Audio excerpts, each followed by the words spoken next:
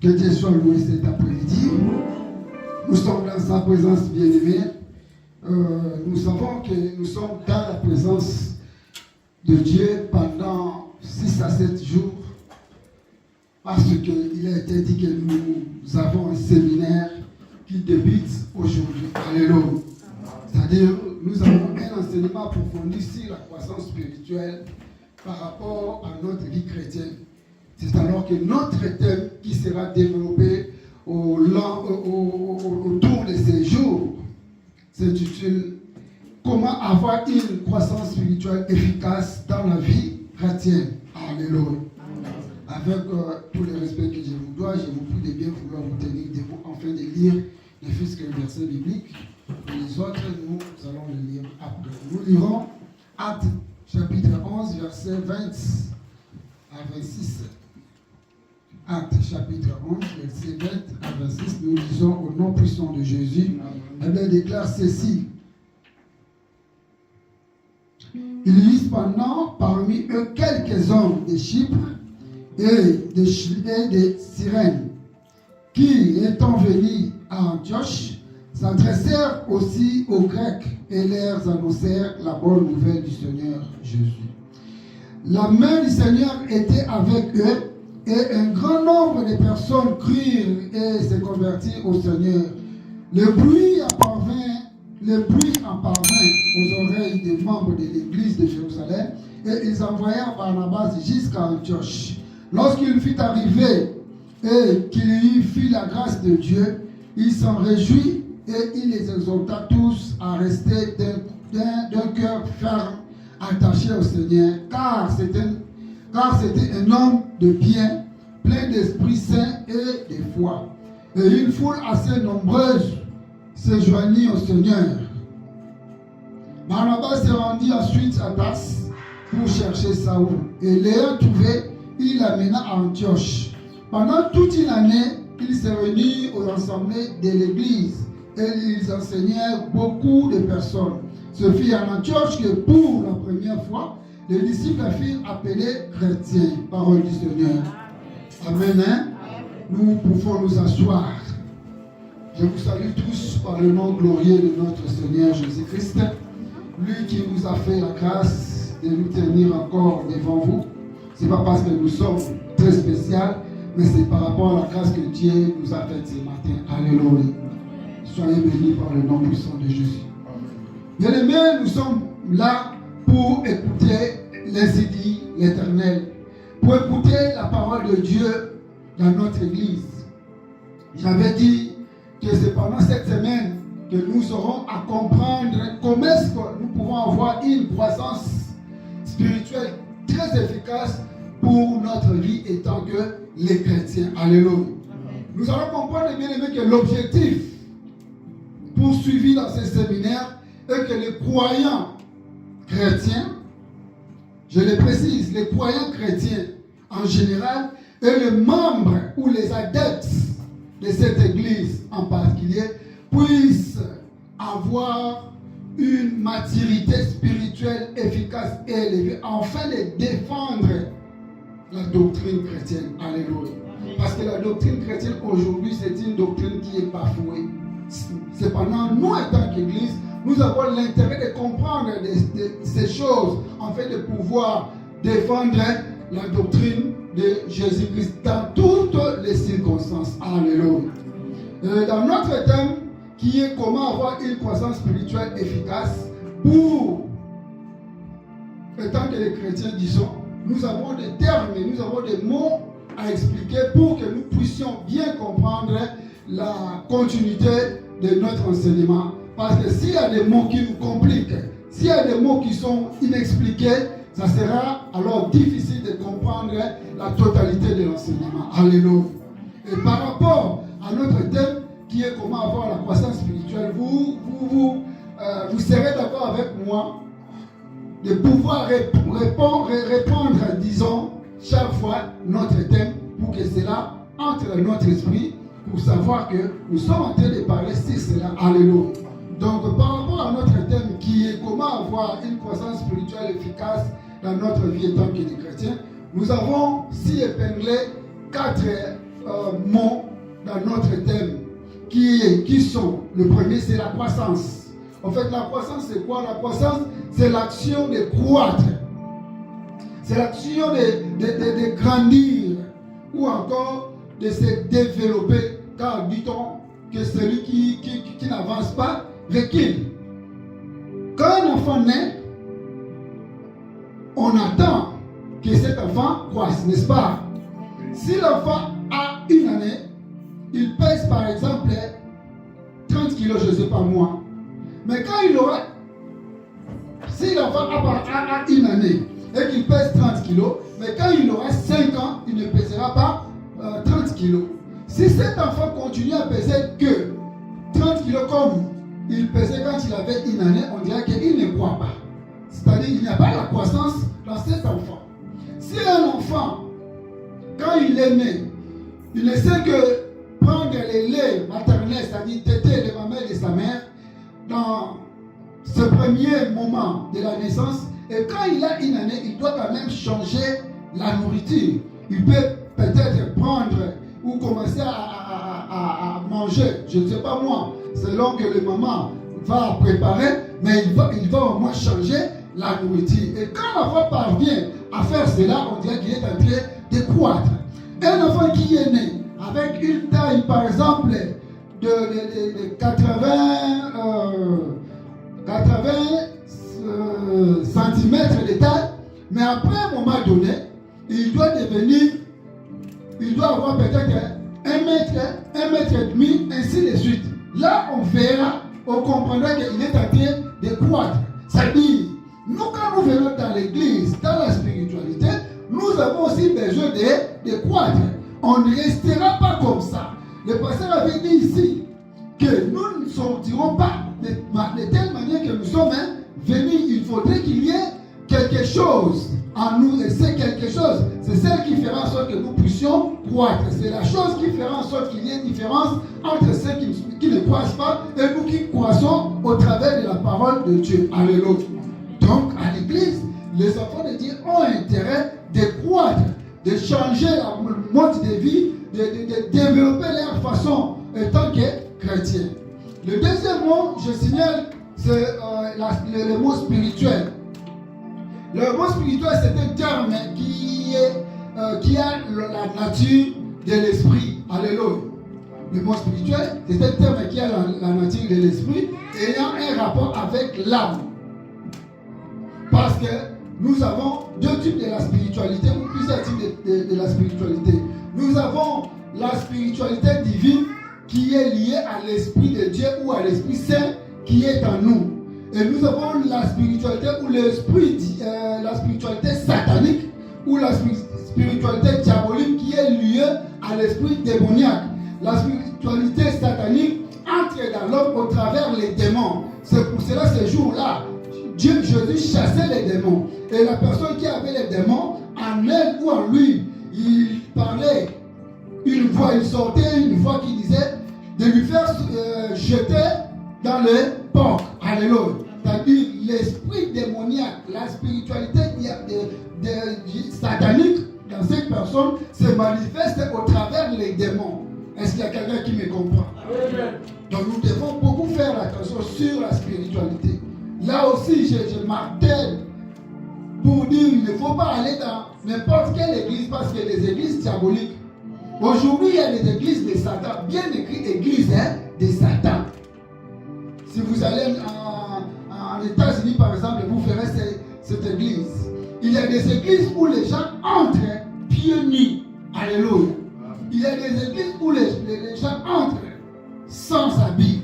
Alléluia. Et toutes ces sortes des églises, vous verrez que ce sont des églises où la spiritualité est différente par rapport à la nôtre.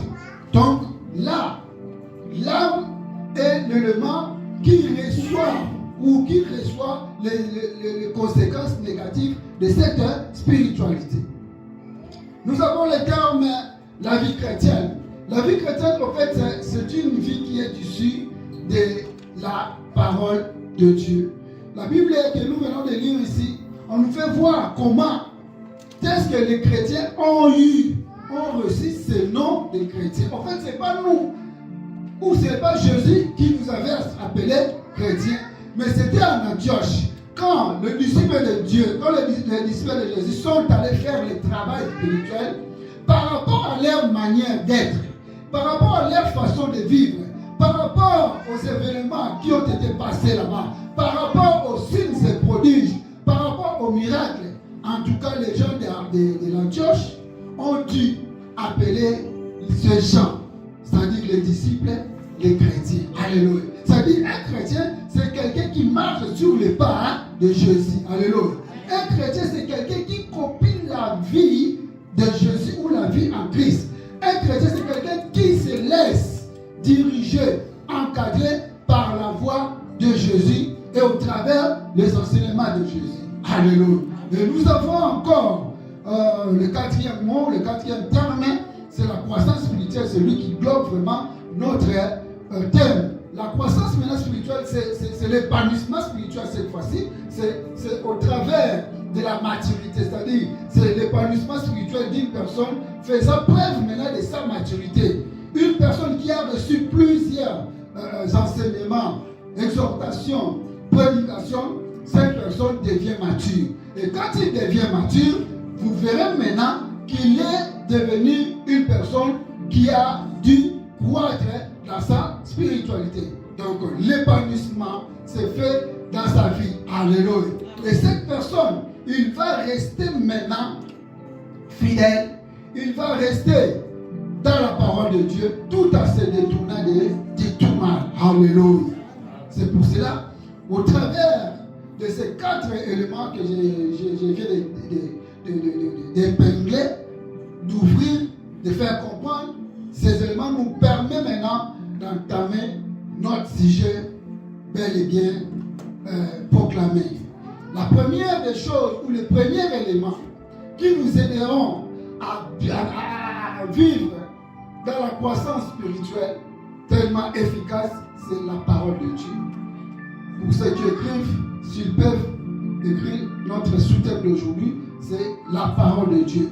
Le grand thème que nous parlerons toute la semaine, commençant d'aujourd'hui jusqu'au dimanche prochain, c'est comment avoir une croissance spirituelle efficace dans la vie chrétienne ou dans notre vie étant des chrétiens. Et aujourd'hui, nous allons épingler, nous allons parler sur le premier élément. Si le Dieu et le temps ne nous parvient pas, nous allons nous limiter et nous continuerons mardi, mercredi, jeudi jusqu'au dimanche. Alléluia.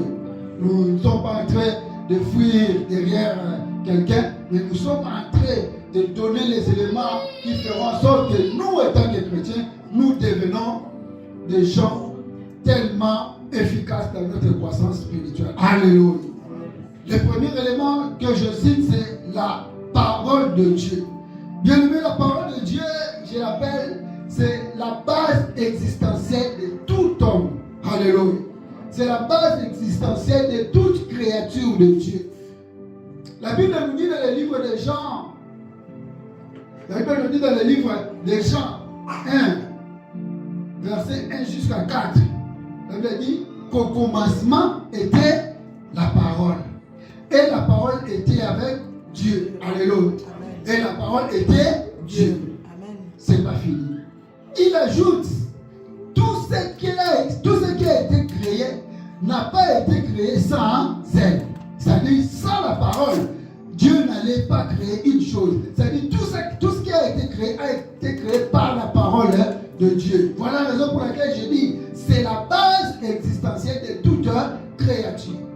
La Bible nous dit encore dans le livre de Genèse 1, verset 26. La Bible dit, puis Dieu dit. Autrefois, j'avais dit, quand la phrase commence par puis, ça dit, on avait déjà dit quelque chose. C'est-à-dire, il y avait, par exemple, une réunion. Et la conclusion de cette réunion, c'est par là, Dieu vient nous donner la résolution. Et la Bible dit, puis Dieu dit, faisons l'homme. Dans d'autres versions, on dit, puis Dieu dit, créons l'homme. Alléluia.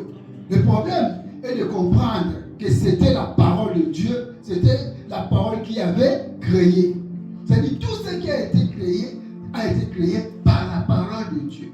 Selon Josué 1, verset 8, la Bible dit que ce livre de la loi ne s'éloigne pas de ta bouche. Tu dois les méditer jour et nuit. Et Dieu commence à donner les avantages. C'est-à-dire le pourquoi de les méditer jour et nuit. Il dit, c'est alors que tu réussiras. C'est alors que tu auras les succès. Voilà, bien aimé, si nous avons la parole de Dieu dans notre vie, bien aimé, nous sommes vraiment les hommes heureux et les femmes heureuses. Parce que la parole de Dieu, c'est celle qui nous a créés. Alléluia.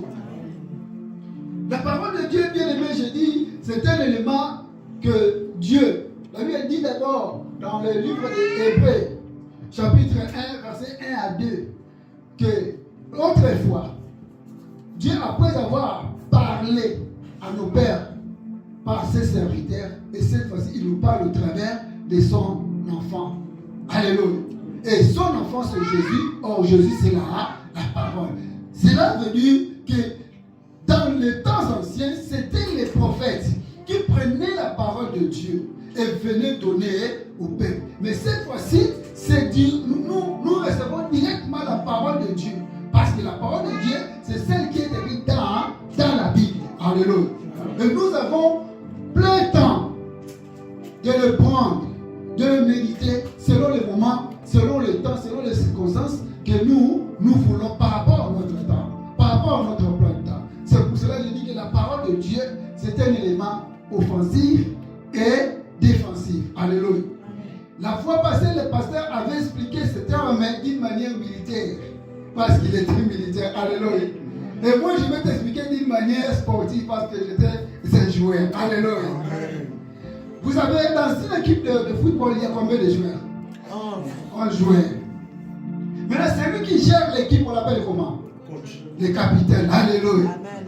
Le capitaine divise l'équipe en deux. Alléluia. Et quand il divise l'équipe en trois, il met les autres joueurs en attaque, il met les autres au milieu et il met quelques-uns où? Alléluia. En arrière. Ceux qui sont là-bas, en haut, on les appelle les attaquants. Ils font l'œuvre de offensive. Ceux qui sont derrière, on les appelle les défenseurs. Ils font l'œuvre de défense. Alléluia. Alors, au milieu, il prend quelques éléments, il les ajoute un peu vers ceux qui sont en offensive. Et il prend aussi ceux qui sont au milieu. Un peu, il descend un peu partout, mais un peu pour faire l'œuvre de défensive.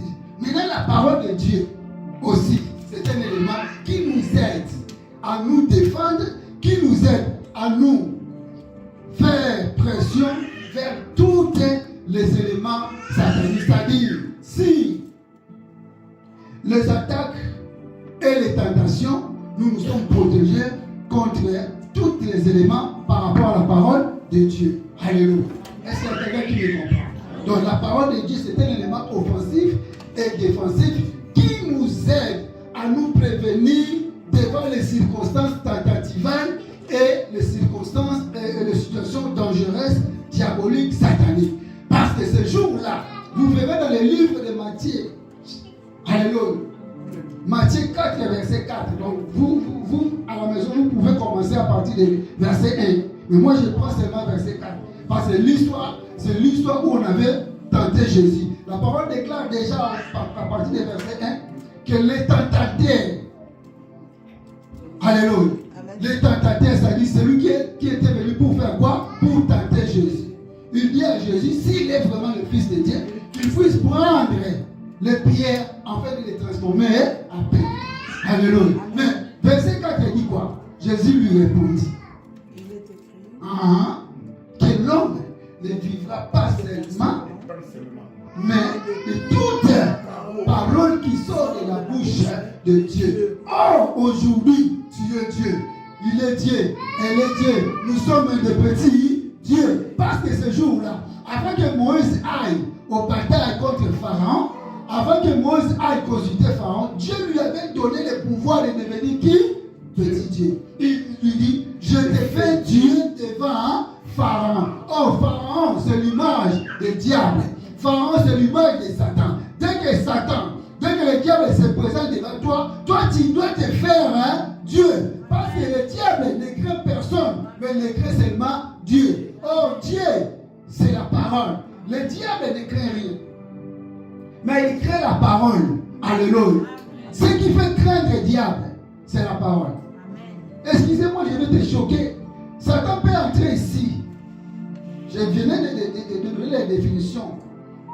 Quand je parlais sur la spiritualité, ça dit quelque chose de l'esprit. Vous ne le voyez pas, mais Satan peut venir jusqu'à dans cette chair ici. Alléluia. Mais ce qui fera qu'il ne vienne pas, parce qu'il y a la parole. Et nous, on ne peut pas dire ça, et ça va aller. C'est pour ça que nous, étant enfants de Dieu, nous devons saisir la parole de Dieu. Que la parole de Dieu devienne notre vie. Si Jésus n'avait pas la parole de Dieu ce jour-là, il allait succomber. Parce que le plan du diable, quand il vient pour te terrasser. Il vient pour t'écraser. Raison pour laquelle la Bible dit que le diable, la Bible l'appelle voleur, ne vient que pour. Continuons. Les voleurs ne viennent que pour. Après, voilà, ça ce sont les trois verbes utilisés. Égorger, c'est-à-dire pour t'enlever ceci. Nous, quand on était encore trop petits, 7 ans, 8 ans, moi je suis de l'Euro-Sud, à un moment donné, on égorgeait les gens.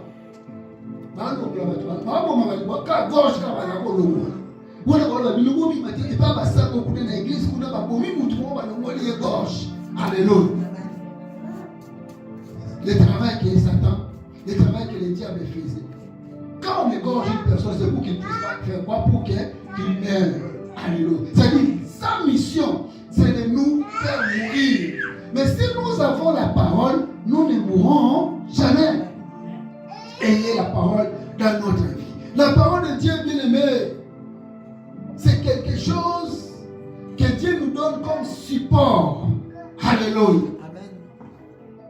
C'est un support qui nous aide à déplacer et à faire des voyages avec. Vous savez, si une personne voyage, aujourd'hui, bon, les gens voyagent avec les avions, mais chez nous, par exemple, au Congo, les gens qui vont, par exemple, à Matadi, à Bandundu, ils voyagent dans des camions. Vous savez ce qu'ils font? Ils préparent la nourriture. Alors, même ici, quand vous voyagez, par exemple, d'ici vers Metz, vers Paris, vous pouvez vous prévenir des sandwichs. Alléluia. Mais en réalité, qu'est-ce que vous faites? Est-ce que vous allez manger ces sandwichs au bord des trains jusqu'à ce que ça finisse? Non. Vous ferez l'effort qu'il partie reste parce qu'on ne sait. Alléluia. On ne sait jamais. Si vous la terminez, peut-être le camion va tomber en panne. Là, je parle dans le cas de Congo, par exemple. Et tu resteras dans la brousse sans rien manger. Maintenant, nous, Dieu nous donne ça comme la nourriture. Parce que nous, sur la terre, nous sommes des pèlerins. Et le pèlerin fait un voyage où il ne connaît pas le moment où il va arriver dans sa destination. Il doit maintenant protéger sa nourriture de telle manière que cela arrive, cela lui aide à arriver dans le port sans protéger que ça se termine. Sinon, il va crever de faim. Maintenant, nous avons la parole. Parce que la Bible nous dit que Jésus revient bientôt. Ça dit le moment n'est pas du tout certifié. Donc, l'homme doit être précocif. L'homme doit faire beaucoup d'attention tout en gardant sa parole de telle manière que le moment tentatival, c'est-à-dire le moment où il y aura tentation, le moment où il y a des circonstances compliquées dans la vie, parce que c'est bien évident, ça arrivera, que vous puissiez vous défendre afin que Satan ne vous bouge pas. Mais nous devons savoir que la parole de Dieu nous est envoyée dans deux dimensions. Alléluia. Alléluia. La parole de Dieu nous est envoyée dans deux dimensions. La première dimension, la première c'est le logos. As-tu déjà entendu parler de logos? Alléluia. Logos c'est quoi? Le logos c'est la parole de Dieu, la parole écrite. Comme ça. Alléluia. Est-ce qu'il y a des gens qui ont la Bible comme moi? Voilà. D'autres sont dans le téléphone. Donc, logos c'est la parole de Dieu écrite. Cette parole nous aide à nous référer. Par exemple, quand je dis Matthieu 7,7, nous allons voir, c'est là où? Dans la Bible. C'est ça le logos. Parce que si je dis Matthieu 7, je dis ce que moi j'ai dans la tête et que toi tu n'es pas sûr de cela, tu dois vérifier cela dans la Bible. Parce qu'il y a, excusez-moi, de ces gens ou de ces hommes de Dieu, ils parlent autre chose, mais dans la Bible c'est écrit autre chose. Je ne sais pas si c'est la confusion, mais du moins, il y a de ceux-là aussi qui mentent les enfants de Dieu. Maintenant, pour vérifier, Dieu nous a donné cela comme référence. C'est pour cela qu'on écrit référence biblique. C'est-à-dire, par rapport à ce qui est dit, nous pouvons nous référer à cela. C'est là qu'on appelle le logos. Le logos, ce sont les références et les archives. Parce que cette Bible ici, cette parole ici, ce n'est pas nous qui avons écrit. Alléluia. Mais il y a le gens qui en avaient déjà écrit. Il avait dit, Dieu parlait et Moïse écrivait cela sur une roc. Alléluia. Moïse faisait quoi? Moïse écrivait. Et s'il n'écrivait pas aujourd'hui, on n'allait pas voir les 5 premiers livres que Moïse avait écrits. Alléluia. Quels sont ces 5 premiers livres? Qui peut me les donner? Genèse, Exode, l'Église. Après, Nombre. Alléluia. Nous sommes une église pentecostale. Alléluia, comme disent les Angolais. Donc nous devons quand même avoir l'idée sur la Bible. Et si Moïse n'écrivait pas cela, aujourd'hui nous aussi on n'avait pas les moyens de nous en servir. Pourquoi? Parce qu'il en avait pris comme étant logos, il a écrit cela et aujourd'hui cela nous aide dans les références. La parole de Dieu étant que logos, elle est aussi la parole écrite qui facilite la méditation. Parce que si nous voulons méditer la parole de Dieu, nous allons nous en servir de la parole qui est écrite. Alléluia. Donc c'est par là que nous comprenons que la parole de Dieu, c'est vraiment un élément important dans notre vie. La parole de Dieu a pour la seconde dimension, la deuxième dimension de la parole de Dieu, c'est le Réma. Alléluia. Avez-vous aussi entendu parler de Réma? Le Réma, c'est quoi? Le Réma, maintenant, c'est la parole parlée de Dieu. Autrement dit, ce sont les déclarations qui sont dans la parole de Dieu. Ce sont les déclarations qui sont dans la Bible. Amen. Parce que dans la Bible, il n'y a pas seulement le verset écrit simplement pour lire, pour méditer, mais il y a aussi les paroles qui sont écrites comme étant des déclarations. Par exemple, il est écrit dans la parole, Dieu dit, il est écrit, non, je ne mourrai, non, je ne mourrai pas ou je ne mourrai jamais, je raconterai les œuvres de l'Éternel. Là, vous êtes en train de déclarer la parole qui est écrite, mais vous êtes en train de le déclarer. Et quand vous faites cette déclaration, ça prendrait les portes sur les attaques sataniques ou diaboliques. Le diable veut vous donner, vous mettre on appelle ça masque, alléluia, de l'esprit des morts. Mais vous déclarez, moi je ne mourrai pas, moi je vivrai, moi je raconterai les œuvres de l'Éternel. Ces paroles-là que vous êtes en train de prononcer, ce ne sont pas vos paroles en vous, alléluia. Ce sont les paroles de Dieu dans la Bible, mais vous le prenez et vous le déclarez et ça devient une parole avec un impact. Alléluia. La parole de Dieu dit encore que lève-toi et fais quoi? Marche. Alléluia. Ce ne sont pas nos paroles à nous, mais ce sont des paroles que Dieu a mis dans sa parole, dans la Bible, pour qu'ils nous servent des déclarations. Parce que ce jour-là, les disciples sont venus raconter quelqu'un devant la portique, devant l'église, qui demandait l'argent. Et il n'avait rien à lui donner. Il lui dit seulement, lève-toi, fais quoi? Marche. Mais la personne n'avait pas le moyen de marcher. Au travers de la foi de ces hommes de Dieu, l'homme s'éleva et faisait quoi? Marcha. Alléluia. Donc c'est-à-dire, ils ont déclaré ce qui est écrit dans la parole étant guéri. La parole de Dieu dit quelque part, rien n'est impossible à Dieu. Ou rien crois. C'est-à-dire, quand tu parles comme ça, Seigneur, moi je sais que rien n'est possible à toi. Maintenant, les choses que la situation que je suis en train de passer, comment ça doit être compliqué comme ça? Alléluia. Tu déclares que rien ne me sera impossible. C'est la parole de Dieu. C'est écrit dans la parole de Dieu. Mais toi, tu prends cela, tu la déclares et cela impacte ta vie. Maintenant, dans le cas de le réma aussi est scindé en trois groupes ou en trois parties. La première, nous avons réma comme parole créatrice. Alléluia. Le réma comme parole créatrice, c'est-à-dire, c'est la parole qui a tout créé. Je pense que dans mon introduction, j'avais parlé de quelque chose comme ça. Puis Dieu dit que l'homme a notre image, tout ça. Ici, on parle de réma comme parole créatrice. C'est la parole qui a tout créé. Si le pasteur peut nous prendre 2 Pierre chapitre 3, versets 5 à 7.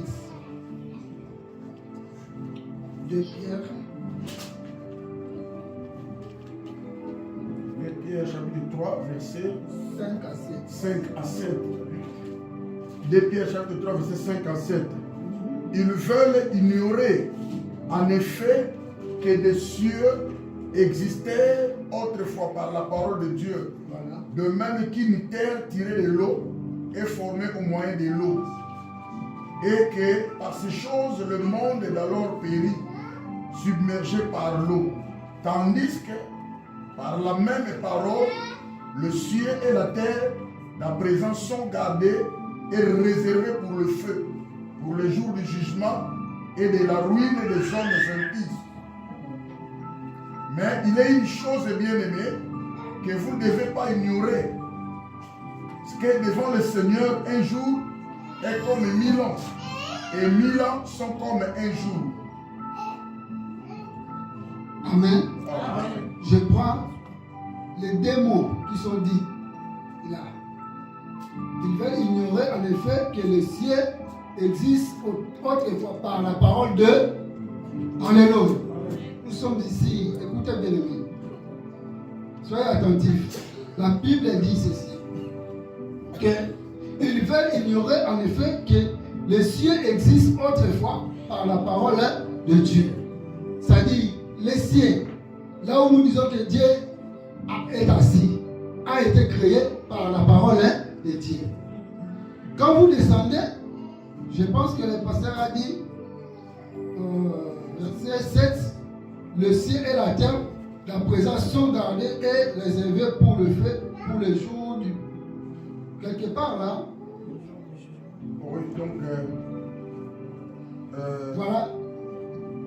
De même qu'une terre tirée de l'eau et que ces choses, le monde, tandis que par la même parole, alléluia, le ciel et la terre, la présence sont gardés. Alléluia. Là on parle de ciel, a été formé par la parole de Dieu. Mais après avoir formé le ciel, la terre d'aujourd'hui, parce qu'on parle de la terre, le ciel et la terre qu'à présent, d'aujourd'hui, a été aussi créé par la parole de Dieu. C'est par là on parle de réma comme parole créatrice, une parole qui crée. C'est-à-dire, il est écrit dans la parole de Dieu. Notre Dieu, c'est un Dieu qui appelle en existence les choses qui n'existent pas. Chez Dieu, même s'il n'existait pas de l'eau, s'il veut qu'il puisse sortir de l'eau, l'eau sortira d'ici. Alléluia. Il appelle en existence les choses qui n'existaient pas. Toi, tu manquais de travail, mais Dieu a appelé le travail pour que toi, tu puisses travailler tant que son enfant, afin que tu manques de rien. Alléluia. C'est sa parole qui crée tout. C'est pour cela qu'il est dit, c'est Dieu qui crée en nous le vouloir et le faire. C'est-à-dire tout cela, ça dépend de la parole créatrice. C'est Dieu qui est le créateur de tout. Alléluia. Deuxième élément, comme Réma. Réma aussi, ici, on le prend comme état parole prophétique. La parole prophétique, c'est quoi? C'est celle qui a tout créé. Alléluia. La parole prophétique, plutôt, c'est celle qui éclaire nos vies. Notre vie est éclairée par la parole prophétique. Malheureusement, dans les églises d'aujourd'hui, la prophétie est devenue comme quelque chose où il faut toujours en faire dans l'église, sinon l'église n'a pas la puissance. Alléluia. Parce que l'église va prophétiser pour la yé. Parce que maman, le monde est la mundeli. Maman, le monde est la boye. Si tout n'a pas fait, le monde est voyager. Ça, ce n'est pas la prophétie. Alléluia. Ce n'est pas la prophétie. La prophétie, c'est dans la Bible. Alléluia. La prophétie éclaire la vie d'une personne. La prophétie éclaire la vie d'une église. La prophétie nous donne les orientations. Au travers de la prophétie, nous prenons la position, soit positive, soit négative. En fait, positive par rapport aux attaques diaboliques. Alléluia. Parce que si Satan veut nous attaquer et que Dieu nous fait révéler cela, cela nous demande une position radicale dans la prière de telle manière qu'il ne nous atteigne pas. Alléluia. Mais si nous voulons toujours faire en sorte que les pasteurs deviennent je ne sais pas quoi, là c'est depuis la prophétie. Alléluia. Nous appelons, il y a des églises où il y a la sacerdoce aaronique qui s'est fait. C'est quoi la sacerdoce aaronique? Vous savez, le jour où Moïse était monté à la rencontre de Dieu, alléluia, pour écouter Dieu, afin de venir donner le message au peuple. Le peuple diront, c'est Moïse. Qu'est-ce qu'il est devenu? Il est parti, il tarde. Alors, Aaron, fais-nous un Dieu pour que nous puissions prier. Alléluia. En réalité, Aaron ne pouvait rien faire. Parce que, ce n'était pas lui le numéro 1. Alléluia. Parce que ici, dans cette église, je suis pasteur, je suis prédicateur, mais je ne peux rien faire si le pasteur Simon me donne l'ordre. Alléluia. Je peux venir, lui n'est pas là. Mais il y a quelque chose à faire. On va l'appeler au téléphone. Papa, regarde, il y a ceci, c'est là. Ah, faites ça, faites ça, faites ça. Mais Aaron était là. Restez avec le peuple. Mais quand vous restez avec le peuple, c'est seulement pour les Arabes. Après, c'est fini. Vous n'avez aucun droit. Et Moïse, qui avait maintenant les droits sur ce peuple, prenait maintenant les instructions divines pour leur donner. Et Aaron écouta la voix du peuple. Il leur dit, donnez vos bijoux, vos chaînettes, tout ce qui peut être, alléluia, mis dans le feu afin de faire un veau. On appelle ça veau d'or. Notre Dieu n'est représenté en aucune chose. Alléluia. Si le Dieu est représenté par une chose, cela devient quoi? L'idolâtrie. Alléluia. Raison pour laquelle beaucoup de gens ne connaissaient pas l'idolâtrie qui se faisait dans l'église catholique. On priait là-bas. Mais quand on a compris, quand on a su cela, parce que ce jour-là, Dieu dira, toi tu ne m'as pas prié, tu as prié. Alléluia. Attention, la Bible nous dit dans le livre d'Exode 20, à partir des 4, quand vous descendrez, vous verrez Dieu dit, Jésus un Dieu jaloux. Et il commence à dire, qui punit l'iniquité des pères jusqu'au 4e génération. Pourquoi? À cause de l'idolâtrie. Et ces gens-là ont donné leurs bijoux à Moïse et à Aaron. Aaron a fait ce veau d'or-là.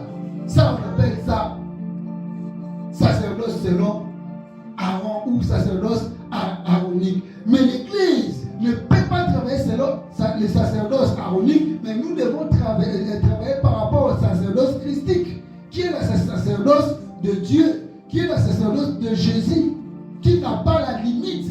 Parce que la sacerdoce d'Aaron, la sacerdoce de Moïse, il y avait la limite. Celui-ci va entrer, celui-là ne va pas entrer. Mais ici, la porte est toute grandement ouverte. Alléluia. À la rencontre de Dieu, mais à ce temps-là, il faudrait que vous veniez avec un mouton, vous venez avec un veau pour accéder dans la présence de Dieu. Surtout, sans que cela il souffre. Mais ici, même si tu as péché, il veut dire il est le Dieu comment? Compatissant. Surtout un Dieu miséricordieux. À cause de sa miséricorde, il nous pardonne. Mais le problème est qu'on fait seulement le cœur. dit-il que papa, j'ai péché contre toi. Alléluia. Ne me tiens pas à rigueur parce que je suis un humain. C'est fini. Alléluia. Rema comme parole prophétique. C'est ça. Et nous avons le rema comme parole de foi. La parole de foi, en fait, c'est quoi? La parole de foi, c'est une parole d'encouragement. La parole de foi, c'est une parole de fortification. Une parole qui fortifie l'homme. Vous savez, étant qu'humain, il arrive des moments où nous sommes fatigués sur le plan spirituel. Au travers des problèmes qui nous entourent ou des problèmes qui nous arrivent. Surtout ici en France. Un ami disait, quel pays les gens courent toujours. Les gens sont toujours derrière le monde, la montre. Nous, quand on vient à l'église, je donne par exemple un simple exemple. Déjà, dans mon téléphone, j'ai téléchargé l'application des heures que le bus passe. Quand papa Gauthier m'a appelé, je vous ai dit quoi? Je suis déjà dans l'arrêt des bus. Si vous ratez, si toi aujourd'hui dimanche, plus 43 minutes. Alléluia. Donc c'est après 43 minutes que le bus viendrait. Et après 43 minutes, le culte serait déjà commencé. Un pays, la tête des gens est comme ça. Alléluia. Maintenant, la parole de foi, c'est une parole qui vient maintenant encourager une personne désemparée. La parole de foi, c'est une parole qui vient fortifier une personne qui ne voit pas l'issue dans sa vie, qui se trouve devant un croc à jambes, qui se trouve devant un goulot d'étranglement, qui ne voit comment faire. Et quand il se pointe devant ou dans la présence de Dieu, Dieu lui donne les paroles d'encouragement. Alléluia. Dieu lui fortifie au travers des paroles d'encouragement. La Bible nous dit dans le livre de Romains 17, Romains 10 plutôt, verset 17. La foi vient de ce qu'on attend. Mais ce que nous attendons vient de quoi? De la parole de Dieu. Alléluia. Sans oublier que je suis en train de développer les premiers éléments qui feront en sorte que nous ayons une croissance spirituelle efficace. Tous ces éléments que je parle, c'est par rapport à la croissance efficace en tant que chrétien. Donc pour que nous soyons efficacement, nous ayons une croissance spirituelle efficace, nous devons aussi croire à la parole de la foi. Qui, je disais, c'est une parole qui encourage.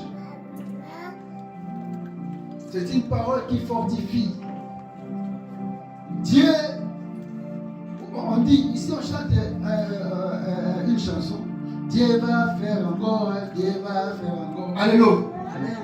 Et ces mots-là, cette phrase-là, quand on te dit, maman, papa, sois calme, Dieu va faire encore. N'est-ce pas, vous êtes un peu soulagé? Parce qu'il y a un Dieu qui existe et ce Dieu-là va faire encore dans ma vie. Comme il avait fait aux autres, chez moi aussi, il fera encore une parole d'encouragement. Un autre exemple de parole d'encouragement, par exemple, Dieu n'abandonne pas ses enfants. Étant donné que tu es son enfant, par rapport au moment, par rapport au temps, aux circonstances que tu es en train de passer, laisse-moi te dire, Dieu ne t'abandonne jamais. Dieu, il prendra toujours soin de toi. Je vois comment quand le pasteur est ici, il parle, même si tu manques le papier, même si tu es au foyer, même. Les choses qu'il dit là, ce sont les paroles d'encouragement. Pour t'encourager. Ce n'est pas pour rien que tu as été créé. Et il y a un adage qui dit à l'Imana, nous ne sommes pas venus laisser les autres sur cette terre. Tu vas pas dire qu'on va nous. Nous tous, nous sommes créés à l'image et à la ressemblance de Dieu. Nous devons vivre équitablement. Nous devons vivre égal. Mais selon la foi de chacun. C'est pour cela, nous vous disons, ayez la foi en Dieu. Parce que notre Dieu, c'est un Dieu qui ne déçoit personne. Alléluia. Amen. Des fois, on nous dit, ne vous inquiétez de rien. La Bible dit, ces jours-là, Jésus disait, ne vous inquiétez de rien, ne vous inquiétez de ce que vous allez manger, ni de ce que vous allez vous vêtir. Mais aujourd'hui, beaucoup de gens s'inquiètent. Bonne année, Péangoyo, Panabolada, Nini. Quand vous mettez ces choses dans la tête, vous êtes dans la confusion. Maintenant, la parole de Dieu, la rhéma comme étant parole de foi, viendra maintenant pour vous remonter. Alléluia. Vous qui avez des problèmes, ces problèmes nécessitent des paroles de foi. Vous qui avez des difficultés, ces difficultés nécessitent des paroles de foi. Parce que la foi, c'est le centre de tout élément. La foi réceptionne les éléments qui peuvent détruire notre corps et notre âme. C'est pour cela qu'il est dit, ne donnez pas l'oreille à tout le monde. Alléluia. Parce que tu vas donner ton oreille à une personne qui va te détruire davantage. Mais donner ton oreille à Dieu au travers de ses serviteurs, ils vont vous conforter, ils vont vous donner la force. Alléluia. Amen. Il y avait l'une de notre soeur, Gloire à Dieu parce qu'il est malade, qui avait perdu son père. Mais laisse-moi vous dire, même aujourd'hui, je lui envoie des petits textos pour lui encourager. Ma sœur, sois bénie. Parce que je sais, jusqu'aujourd'hui, il ne se remonte pas vraiment. Alléluia. Sois bénie. Ayez courage. Sois forte. Dieu ne t'a pas abandonné. Dieu ne te laissera jamais. Alléluia. Quand elle écoute ça, quand elle voit ça, elle prend aussi courage. Aussi, il voit que non, je ne suis pas seul. Je suis avec Dieu au travers de ses serviteurs. Parce que le dit, nous ne sommes pas seuls. Alléluia. C'est Dieu qui est à nos côtés au travers de ses serviteurs. Alléluia. Maintenant, nous devons savoir que la parole de Dieu dans notre vie a des exigences. Alléluia. La parole de Dieu a des exigences. La parole de Dieu étant que l'un des éléments capitaux pour notre croissance spirituelle exige la première des choses, la méditation. Il y a beaucoup des enfants de Dieu qui ne méditent pas la Bible, qui ne méditent pas la parole de Dieu. Plusieurs lisent, écoutent seulement quand nous venons à l'église, comme nous avons lu là, pour eux c'est fini, jusqu'à la prochaine séance. Mais d'eux-mêmes, à la maison, prendre la Bible, prendre un moment donné pour lire la Bible, en tout cas, c'est difficile. Mais on nous dit dans le livre de Josué que nous devons les méditer jour et nuit. Quand on dit jour et nuit, c'est-à-dire tous les jours. Quand on dit jour et nuit, c'est-à-dire à l'intervalle des 0 heures jusqu'à 24 heures, vous devez chercher un moment. Alléluia.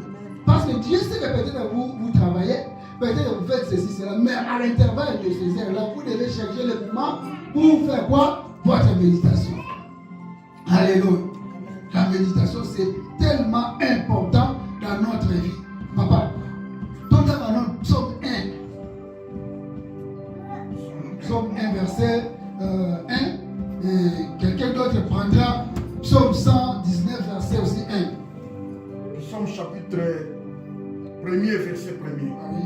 Heureux l'homme qui ne marche pas selon les conseils des méchants, qui ne s'arrête pas sur la voie des pécheurs et qui ne s'assied pas en compagnie des moqueurs, mais qui trouve son plaisir dans la loi de l'Éternel et qui la médite jour et nuit. Alléluia. Amen. Vous avez écouté.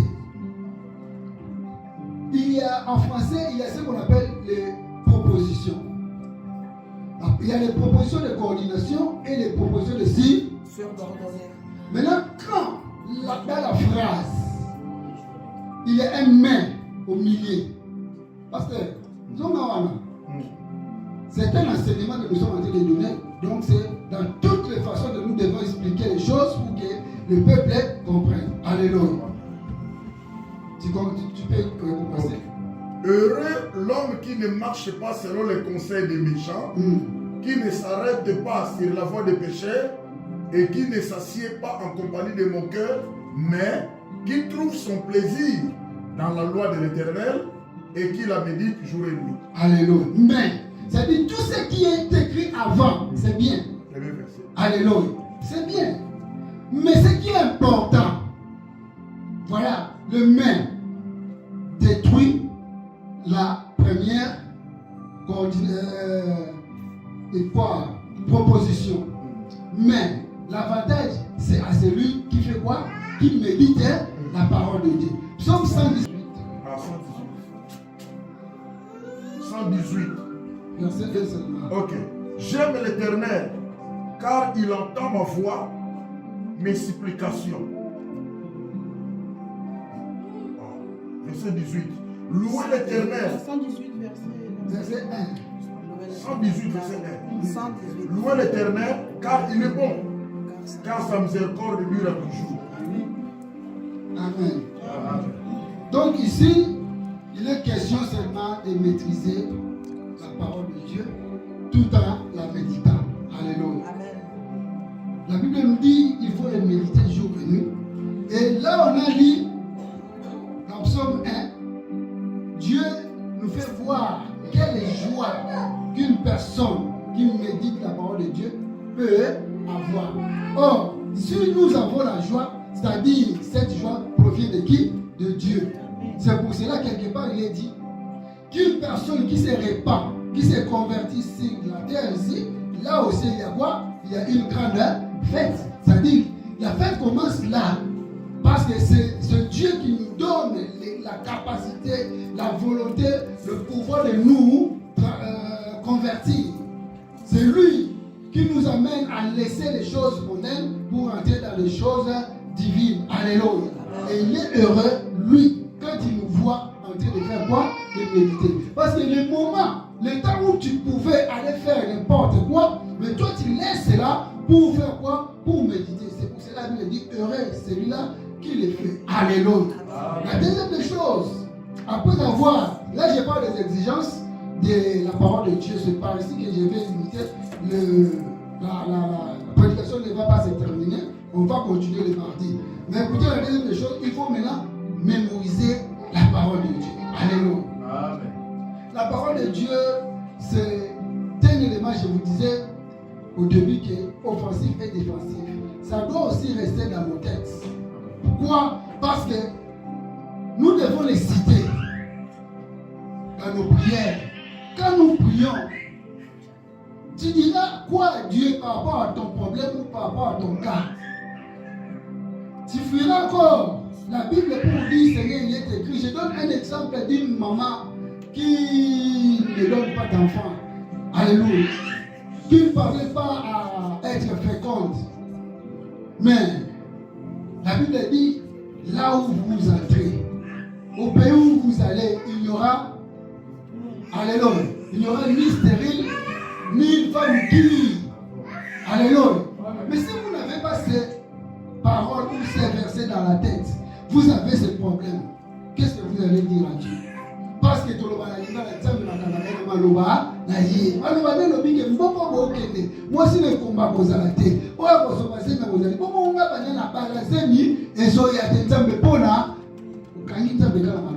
et comme il dit mais vous n'avez aucun verset, aucune parole, aucun mot de Dieu pour que vous puissiez lui rappeler de ce qu'il a dit. C'est pour cela que la parole de Dieu doit être aussi mémorisée. Moi, mon pasteur me disait ceci. Quand il s'est converti, il prenait par exemple 10 versets, je donne l'exemple, des gens. Il écrit que verset 1, verset de dans bout de papier comme ça. Il affiche cela dans sa chambre. Donc, dès qu'il entre, il voit. Au commencement était la parole et la parole était Dieu. Alléluia. Chaque un verset. 2, 3. Donc, jusqu'à ce qu'il va mémoriser ces versets, il enlève, il prend un autre livre. C'est pour cela qu'il a été fort.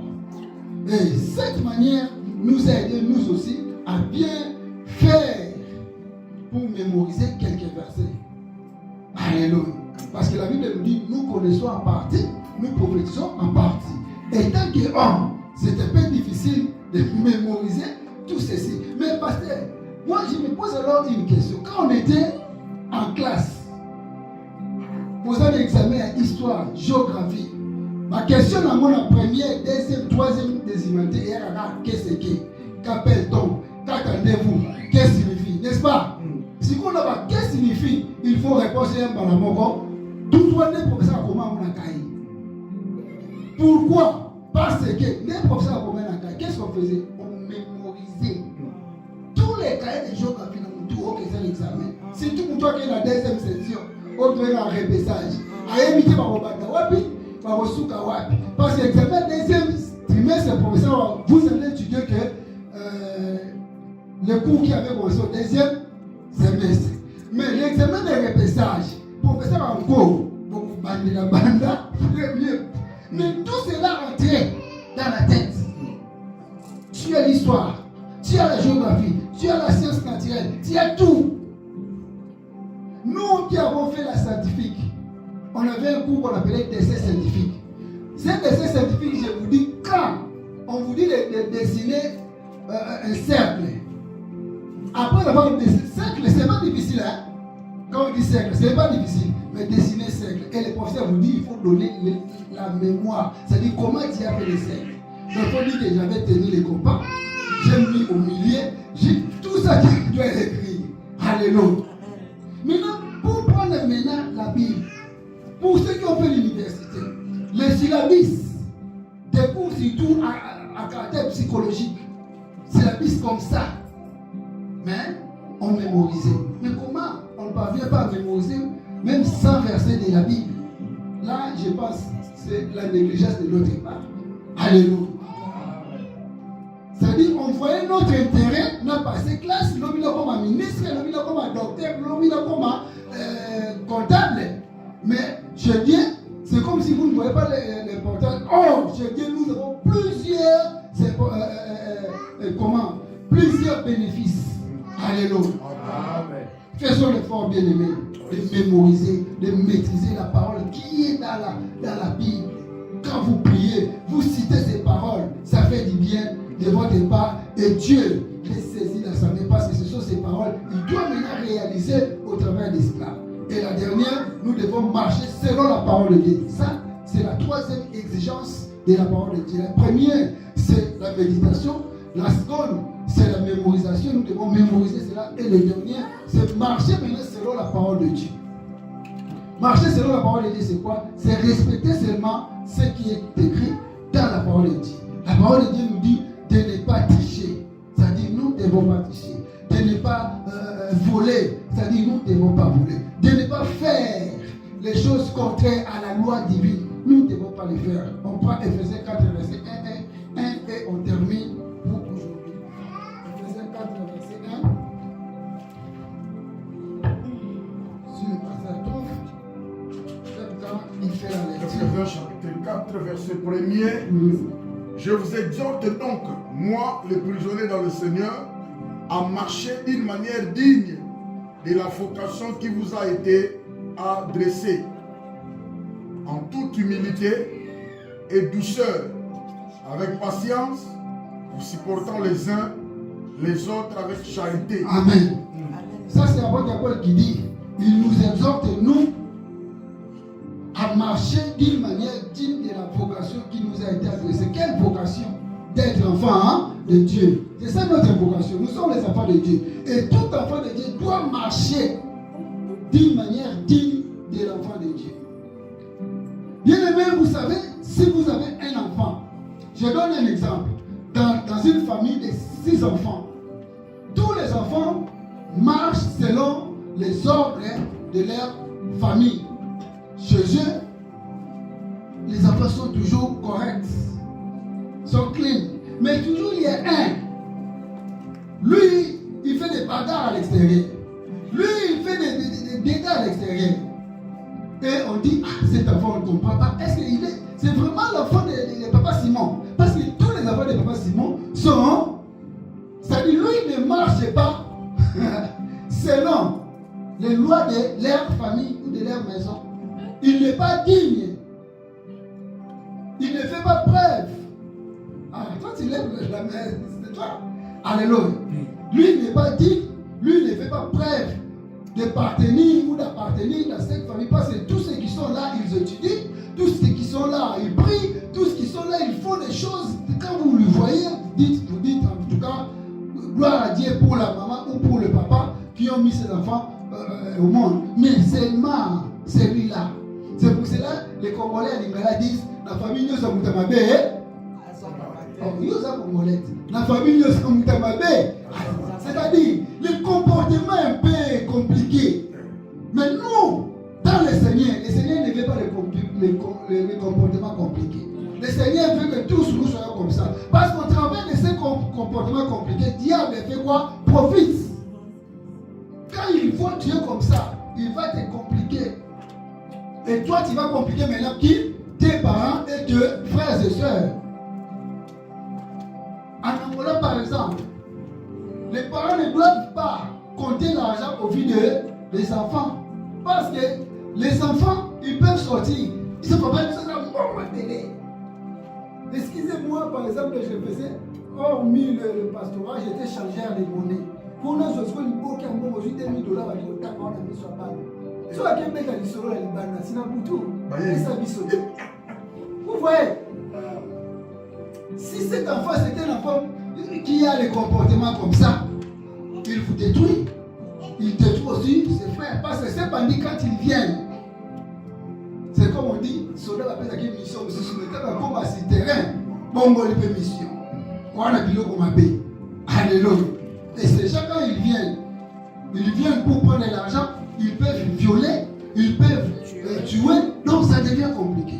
C'est pour cela, tant qu'enfant, il doit ou nous devons marcher digne de l'éducation de notre maison, de notre famille. C'est-à-dire, la Bible nous dit dans le livre des Proverbes que enfants écoutent l'instruction de votre alléluia, l'instruction de votre père.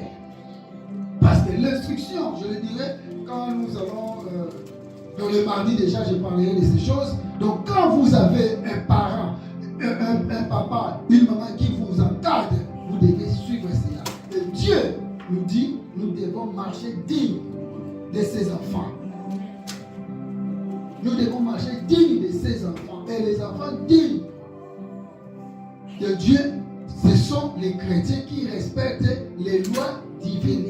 Les lois divines, ce sont les paroles que Dieu a écrites dans sa parole, dans sa Bible, et nous défend de faire. C'est pour cela, quand vous allez, par exemple, ici, je ne sais pas, mais au niveau des Congo, les gens qui font les universités juridiques, c'est-à-dire les droits, ils ont un cours siégé dans la Bible. Alléluia. Ils ont le cours, un chapitre dans leur cours qu'on appelle le juge. Parce que le livre des juges, d'abord quand on parle de juge, c'est-à-dire le jugement. Alors les gens qui font les droits apprennent une partie de la Bible pour comprendre comment le juge de l'ancien temps jugeait les mondes. Afin qu'ils soient dignes. Alléluia. Nous aussi, en tant qu'enfants de Dieu, nous devons être dignes. Le grand problème aujourd'hui, les chrétiens écoutent, mais ne mettent pas en pratique. Le grand problème aujourd'hui, les chrétiens, quand ils écoutent, ils font ça. Alléluia. Mais la parole de Dieu est venue pour nous sauver. On a écrit, on a chanté Alléluia.